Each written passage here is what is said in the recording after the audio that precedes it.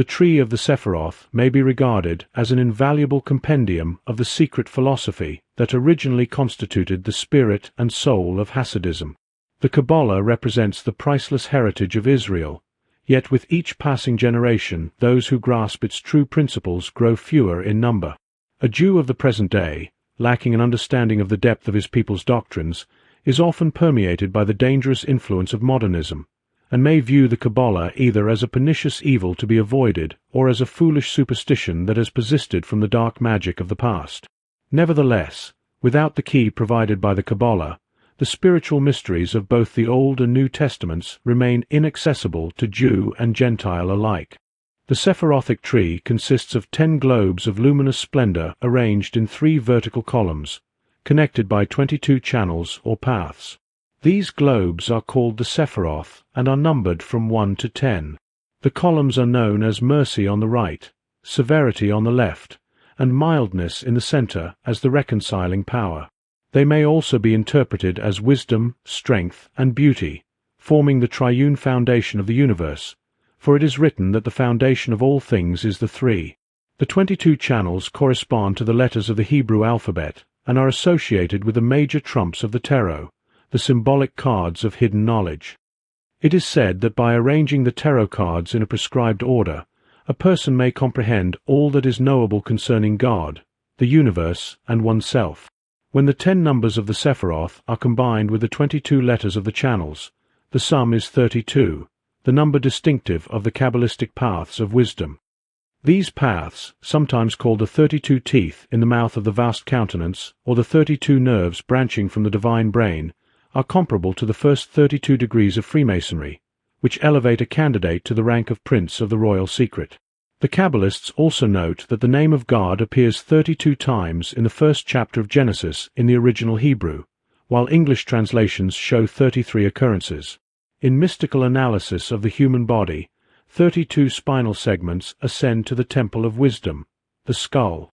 The 4 Kabbalistic trees described earlier were later combined by Jewish scholars into a single comprehensive diagram called the Sephirothic, or archetypal, Adam. Some authorities maintain that it is this heavenly Adam, rather than any earthly man, whose creation is recounted in the opening chapters of Genesis. The universe was formed from the substances of this divine man, and in him it persists, remaining even when dissolution returns the spheres to their primitive essence. The deity is never considered as literally contained within the Sephiroth, which are hypothetical vessels defining the limits of the creative essence. Adolf Frank likens the Sephiroth to transparent, varicolored glass bowls filled with pure light, which appears to assume the color of its container, while its essential nature remains eternally unchanged and unchangeable. The 10 Sephiroth forming the body of the prototypic Adam, along with the numbers and parts of the universe to which they correspond, must be understood as symbolic representations, much like the tetractys of the Pythagoreans. These emblems are not fully revealed through writing or speech, but are to be divined through study and meditation. In the Sepher HaZohar, it is stated that there exists a garment, the written doctrine, which any man may see. Those with understanding do not merely observe the garment, but the body beneath it, the intellectual and philosophical code. The wisest servants of the heavenly King perceive only the soul, the spiritual doctrine, which is the eternal and ever-springing root of the law. Eliphaz Levi asserts that no one may enter the secret house of wisdom unless clothed in the voluminous cape of Apollonius of Tyana and carrying the lamp of Hermes. The cape represents self-possession and self-reliance, enveloping the seeker with strength, while the ever-burning lamp signifies the illumined mind and balanced intellect, without which the mysteries of the ages remain unsolved. The Sephirothic tree is sometimes depicted as a human body, thereby clarifying the identity of the first, or heavenly, man, Adam Kadmon, the idea of the universe. The 10 divine globes are then likened to the sacred members and organs of this protogonos. Kether forms the crown of the prototypic head, perhaps corresponding to the pineal gland. Chochmah and Bina are the right and left hemispheres of the great brain. Chesed and Geburah are the right and left arms, representing the active creative members. Tiferet is the heart or entire viscera. Netzah and Had are the right and left legs, the supports of the world. Jesed is the generative system, the foundation of form. and Malkuth represents the 2 feet, the base of being. Occasionally, Jesed is considered male and Malkuth female. The grand man, thus conceived, resembles the figure in Nebuchadnezzar's dream, with a head of gold, arms and chest of silver, body of brass, legs of iron, and feet of clay. Medieval Kabbalists also associated one of the 10 Commandments and a 10th of the Lord's Prayer in sequence with each Sephiroth. Concerning the emanations from Kether, which form 3 triads of creative powers, termed in the Sefer HaZohar as 3 heads each with 3 faces, it is written that Kether, the first Sephiroth, contains within itself the remaining 9 Sephiroth, or intelligences.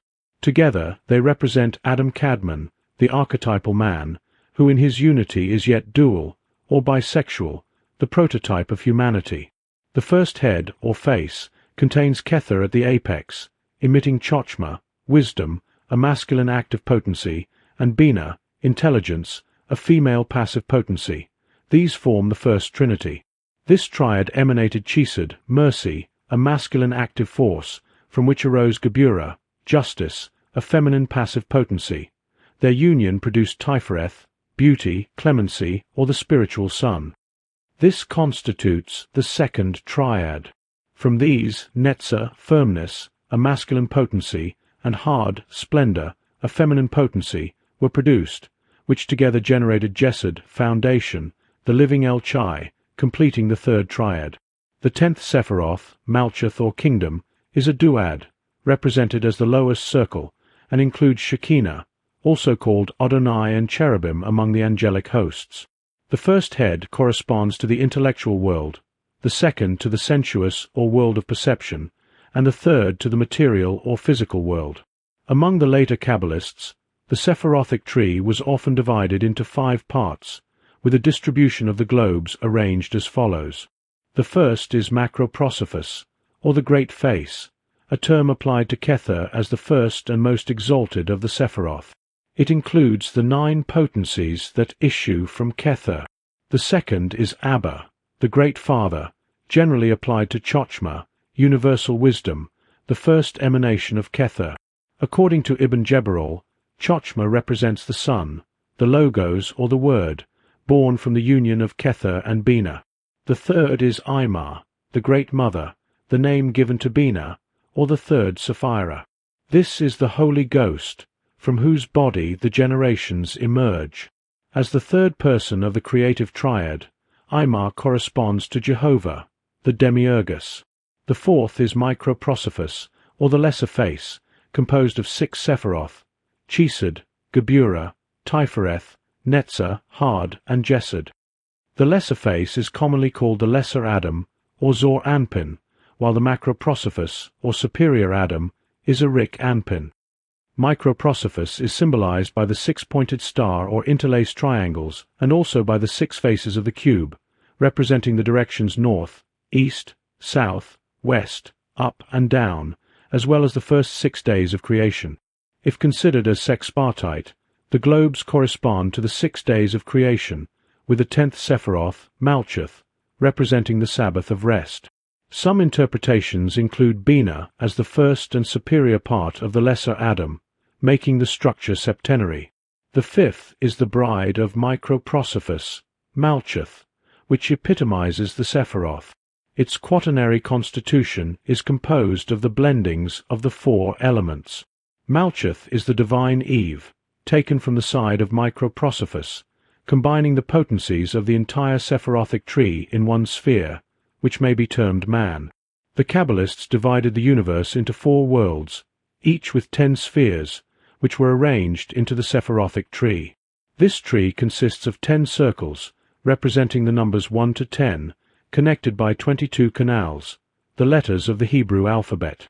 Together, the 10 numbers and 22 letters total 32, corresponding to the 32 paths of wisdom.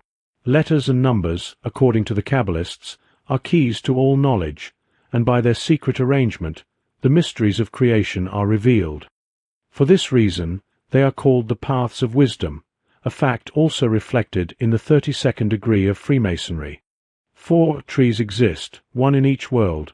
The first is in the Atsaluthic world, the 10 circles representing the 10 globes of light established in the midst of Ein Sof.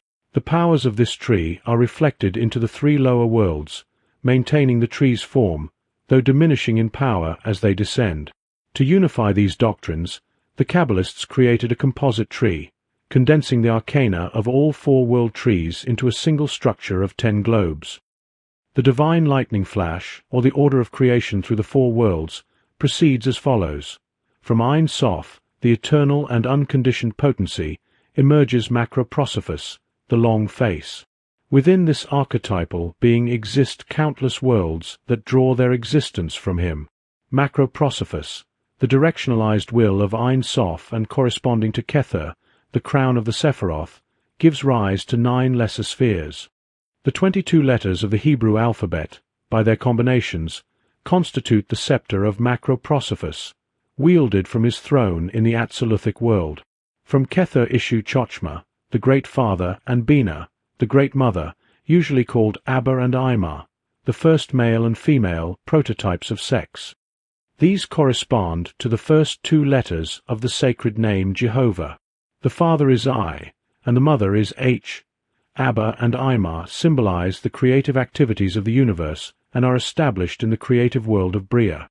In the Sephir HaZohar it is written, "All things are established in the equality of male and female. Were it not so, how could they subsist? This beginning is the Father of all things, the Father of all fathers. Both are bound together, and the one path shineth into the other. Chochmah, wisdom, as the Father. Bina, understanding, as the Mother." Among the later Kabbalists, differences arose regarding the relationships within the first triad.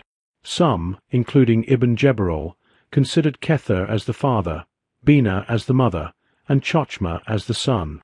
In this arrangement, wisdom, attributed to the son, becomes the creative energy of the lower spheres. Bina is symbolized by the dove, representing the brooding maternal instinct of the universal mother. Due to the resemblance of their triad to the Christian Trinity, later Kabbalists rearranged the first 3 Sephiroth and introduced a mysterious point called Dath, a hypothetical 11th Sephira. Dath is located where the horizontal line connecting Chochmah and Bina intersects the vertical line joining Kether and Tiferet. Although absent from the earliest Kabbalistic texts, Dath was understood to be significant.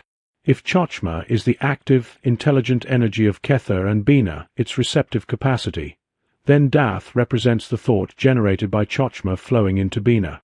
This addition clarifies the creative trinity as Chochmah, the Father, Bina, the Mother or Holy Ghost, and Dath, the word by which the worlds were established. Some scholars, however, discount Dath's importance, seeing it as a device to conceal that Kether, not Chochmah, is the true father of the triad, leaving its symbolism unresolved. Originally, the union of the divine father and mother produces Microprosophos, the short face or lesser countenance, established in the Yetziratic world of formation. Microprosophos corresponds to the letter V in the great name. Its 6 powers, derived from Bina, the mother of the lesser Adam, constitute the spheres of the sacred planets. The 10th Sephira, Malchuth, the kingdom, is described as the bride of Microprosophos, created back-to-back with her lord, and is assigned the final letter H of the sacred name. Malchuth dwells in the 4th world, a sire, and embodies all the superior powers reflected into the elements of the terrestrial sphere. The Kabbalistic tree, therefore, spans 4 worlds, with roots in the Ancient of Ancients, Macroprosophos, and branches in matter. 3 vertical columns support this universal system. The central pillar, founded in Kether, passes through the hypothetical Dath, then through Tiferet and Jesed, and terminates in Malchuth. This pillar represents equilibrium, showing how the deity manifests through poles of expression while remaining free from polarity. The numbers of the 4 Sephiroth on this pillar, 1, 6, 9, and 10, sum to 26, the number of Jehovah. The right-hand pillar, Jachin, is founded on Chochmah, the outpouring wisdom of God, and its 3 globes are masculine potencies. The left-hand pillar, Boaz, is founded on Bina, understanding, a receptive and maternal potency, and its 3 globes are feminine. Wisdom radiates outward, while understanding receives its flow. Ultimately, all three pillars converge in Malkuth, where the powers of the superior worlds are fully manifested. The four globes of the central pillar illustrate creative power across the worlds. In the first, will, the one divine cause. In the second, Dath, the word issuing from divine thought. In the third, Tifereth, the sun, or focal point between God and nature. And in the fourth, the dual poles of the reproductive system, with Jesed as male and Malkuth as female. In Kircher's depiction of the Sephirothic tree, the ornaments of the tabernacle appear in the diagram, indicating a relationship between the sacred house of God and the universe.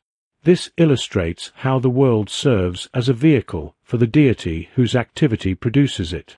If modern science could perceive the depth of these ancient philosophical deductions, it would recognize that the architects of the Kabbalah possessed knowledge of the celestial plan comparable to that of contemporary scholars. The Tetragrammaton, or four-lettered name of God, written as, is pronounced Jehovah. The first letter, Yod, represents the germ, the life, the flame, the cause, the one, and is the most fundamental of the Jewish phallic emblems. Its numerical value is 10, and it may be considered as the one containing the 10. In the Kabbalah, a Yod is described as 3 Yods, beginning, center, and end. Its throne is the Sephira Chochmah, or, according to Ibn Jebirol, Kether, from which it proceeds to impregnate Bina, the first He. The union of Yod and Bina produces Tifereth, the Vav, whose power is 6 and symbolizes the 6 members of the lesser Adam. The final He is Malkuth, the inferior mother, partaking in the potencies of the divine mother, the first He.